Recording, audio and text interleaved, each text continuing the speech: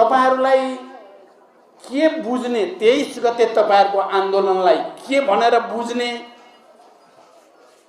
देशभित्र दुईटा विचार छन्। एउटा विचारले भनेको छ तपाईहरु आतंककारी नै हो।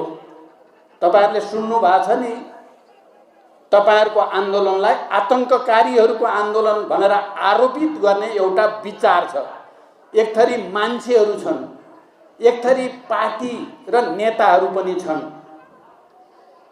तपाईहरुलाई आतंककारी भन्दा चसक्क बिज्ने हिजो जनयुद्धका बेलामा यो देशका उत्पीडित वर्ग, जाति, क्षेत्र, लिङ्ग, समुदायको हक अधिकारको निम्ति लड्न खोज्दा हामीलाई आतंककारीकै आरोप लगाइन्थ्यो र तपाईहरुलाई आतंककारी भन्दा हामी तपाईहरु चाहिँ हाम्रो उत्तराधिकारी ठानेका छौं। हामीले हेक्का रहोस्।